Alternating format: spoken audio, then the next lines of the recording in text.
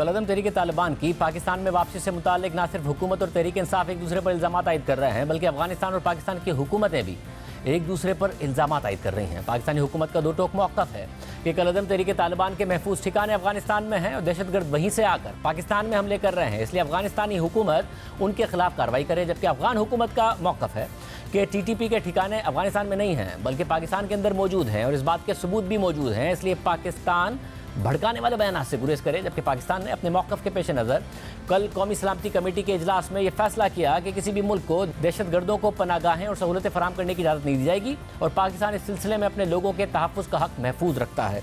कैसे मामला हल होगा, सीनियर साफ़ी साफ़ी साहब हमारे साथ बोलिए। साफ़ी साहब बहुत शुक्रिया। साफ़ी साहब, आप एक अरसे से कहते रहे कि अफगान तालिबान पाकिस्तान तालिबान एक ही हैं, आप पर खुद बड़ी तनकीद होती रही। अब वाज़ेह हो रहा है पाकिस्तान अफगानिस्तान से कह रहा है, अफगानिस्तान कुछ और बात कर रहा है। कैसे निपटेगा पाकिस्तान दहशतगर्दी के इस खतरे से, क्या आपके ख्याल में फैसले हुए?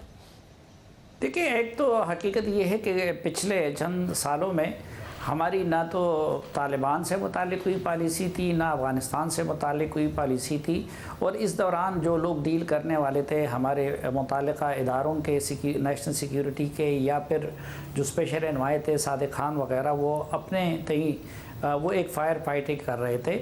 और फिर जो मुज़ाकरात का सिलसिला भी था तो उसमें पहले तो वो सूबाई हुकूमत के तहत हो रहे थे, हालांकि ये वफाक का मसला था और वफाक की उसमें दिलचस्पी भी नहीं थी। तो कल जो कैबिनेट कमेटी नेशनल सिक्योरिटी का इजलास हुआ उसमें कम से कम एक पॉलिसी बना दी गई और उस पॉलिसी के बुनियादी नुकात ये है कि नंबर 1, TTP के साथ बराह रास्त कोई मुज़ाकरात नहीं होंगे और ना उनको यहाँ पे कोई रियायत दी जाएगी। अब इसको कोई अच्छा कह सकता है, कोई बुरा कह सकता है, लेकिन ये फ़ैसला हुआ है। दूसरा ये फ़ैसला हुआ है कि TTP से रिलेटेड भी जो बात होगी वो अफ़गान तालिबान से ही की जाएगी, क्योंकि पाकिस्तानी रियासत को ये यकीन है कि इस वक्त TTP की लीडरशिप भी अफ़गानिस्तान में मौजूद है और वो वहाँ से ऑपरेट कर रहे हैं। फिर एक तीसरा बुनियादी फ़ैसला ये हुआ है कि नेशनल एक्शन प्लान को आपने देखा होगा कि अमलन इस दौरान वो भी दफन हो गया था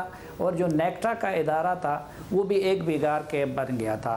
तो कल के इजलास में एक तो ये फ़ैसला हुआ है कि नेशनल एक्शन प्लान पे अमल दरामद को तेज़ कर दिया जाएगा और उसके लिए जो पहले सूबों की सतह पे एपेक्स कमेटियाँ कायम थी और जो इस वक्त गैर मौसर हो गई थी या ख़त्म कर दी गई थी, तो एपेक्स कमेटियाँ भी दोबारा बनेंगी, क्योंकि ये बात नोट की गई जो इंटेलिजेंस इदारों ने जो रिपोर्टें दी थी उसकी रूह से। एक तो खैबर पख्तूनख्वा में CTD की और पुलिस की कैपेसिटी बहुत ज़्यादा मुतासिर हुई है और वो तनहा इसका मुकाबला नहीं कर सकती। बलूचिस्तान में भी कम व बेश इसी तरह का मसला है और फिर वहाँ पे पॉलिटिकल ओनरशिप का भी मसला है। तो उसकी तनाजुर में ये फ़ैसला किया गया है कि एपेक्स कमेटियाँ दोबारा बनाई जाएंगी। तो ज़ाहिरी बात है उसमें वज़ीर आला भी बैठेंगे, गवर्नर भी बैठेंगे, कोर कमांडर भी बैठेंगे, पुलिस सरबराह भी बैठेंगे और इंटेलिजेंस के मुतालिक लोग भी बैठेंगे। तो सबसे जब पाकिस्तान अफगानिस्तान को बताएगा तो आपके ख्याल में ऐसी अंडरस्टैंडिंग है कि वहाँ से कार्रवाई भी हो या कम से कम पाकिस्तान में कार्रवाइयाँ ना हो रही हो, दहशतगर्दी ना बढ़ रही हो? नहीं, देखिए, ये तो जो लोग ये पट्टी हमें पढ़ाते रहे और जो हमारी इस्टेब्लिशमेंट के माउथ पीसेस उस वक्त बने हुए थे, वो हमारे सहाफ़ियों में भी थे, वो हमारे सियासतदानों में भी थे और वो हमारे दिफाई तज्ज़ियाकार भी थे। तो वो सिर्फ उनकी कार्रवाइयों के हिसाब से देखते थे कि जी TTP वाले तो पाकिस्तान में कार्रवाइयाँ करते हैं और अफ़गान तालिबान सिर्फ अफ़गानिस्तान में कार्रवाइयाँ करते हैं।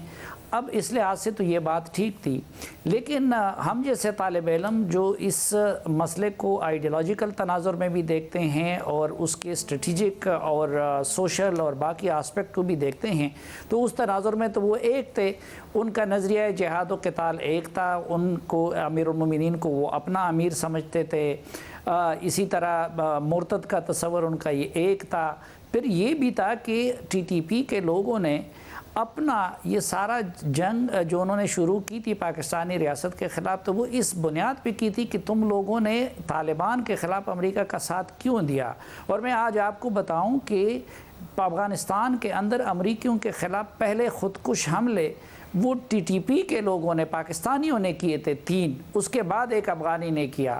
اسی طرح امریکیوں کو جس کارروائی میں سب سے زیادہ نقصان پہنچا تھا خوست میں ابو دجانہ نامی ایک بندے نے کیا تھا, تو وہ حکیم اللہ محسود نے پلان کیا تھا. اور پھر اب جب افغان طالبان وہاں پہ اقتدار میں آ گئے تو وہ دنیا کے کسی خطے میں بھی کسی نظریے کے حامل لوگ آ جائیں تو نیچرلی اس کے ساتھ دوسرے ملک میں بھی اس نظریے کے حامل لوگوں کا مورال بوسٹ ہو جاتا ہے. تو وہ مورال بوسٹنگ بھی ہو گئی افغانستان کی صورت میں, ان کو ایک پورا ملک بھی میسر آ گیا. لیکن ان تمام حقائق کے باوجود یہ حقیقت بھی اپنی جگہ پہ موجود ہے کہ اس وقت افغان طالبان کا اگر پوری دنیا میں کوئی ایک وکیل ہے تو وہ پاکستان ہے. اور پھر افغانستان کو خوراک کی سپلائی کا یا وہاں کے لوگوں کے علاج معالجے کا اگر کوئی ایک ملک ہے تو وہ پاکستان ہے. تو افغان طالبان کی پاکستان پہ ڈپینڈنسی بھی بہت زیادہ ہے.